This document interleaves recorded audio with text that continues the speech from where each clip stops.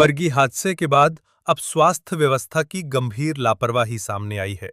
Samajwadi party के प्रदेश सचिव आशीष मिश्रा ने कलेक्टर कार्यालय पहुंचकर निजी अस्पताल पर लूट खसोट और प्रशासनिक ढिलाई के आरोप लगाए हैं।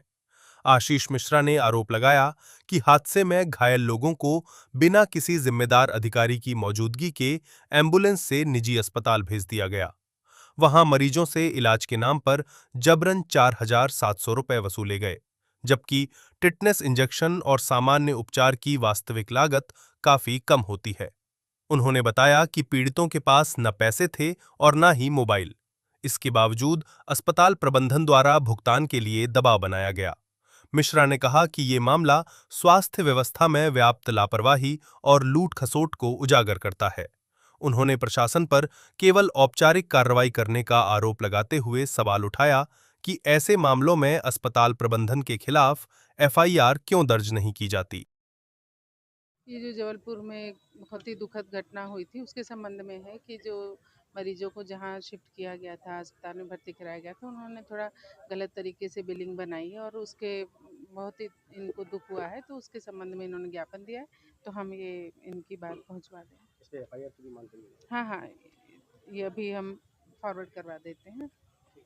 देखिए, बरगी में जो हादसा हुआ था वो तो चलो ठीक है, अपनी जगह थी, लेकिन उसके बाद जो हादसे के बाद जो प्रशासन की घोर लापरवाही हुई है वो भी सामने उजागर हुई है। देखने में आया है कि जो घायल थे उनको एम्बुलेंस में बैठा दिया गया और भगवान भरोसे उनको छोड़ दिया गया। एम्बुलेंस चालक ने उनको एक निजी अस्पताल में ले जाकर एडमिट कर दिया। कोई भी अधिकारी, जवाबदेही वाला कोई अधिकारी साथ में नहीं भेजा।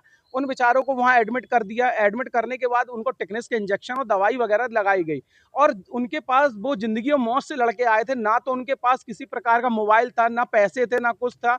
उसके बाद उनके ऊपर दबाव बनाकर उनके 4700 रुपए उनसे पैसे ले लिए। आप ये सोचिए कि उस बेचारी महिला ने अपने भाई को फ़ोन किया, भाई को फ़ोन करके वहाँ से अपने पैसे डलवाए हैं। तो कहीं न कहीं जो स्वास्थ्य व्यवस्था में लूट-खसोट मची हुई है, ये दुर्घटना के माध्यम से भी सामने उजागर हुई है। कहीं न कहीं अभी जो 1 महीने का जो खाना-पूर्ति प्रशासन ने की है, ये खाना-पूर्ति है कि 1 महीने का आपने उसका लाइसेंस निरस्त कर आपने बहुत बड़ी वाहवाही लूट ली। ऐसों के ऊपर एफआईआर दर्ज क्यों नहीं की जाती है? ये बताएं, अगर देखा जाए जो भी आप लेके आए हैं बिल की इतने की लागत है और इतने लिए कितने का बिल था वो? ये देखिए, हमने 3 इंजेक्शन लेके आए हैं टेक्निस के, जो 75 रुपए के आए, 25 रुपए के हिसाब से, साथ में सीरिंज भी लाए हैं।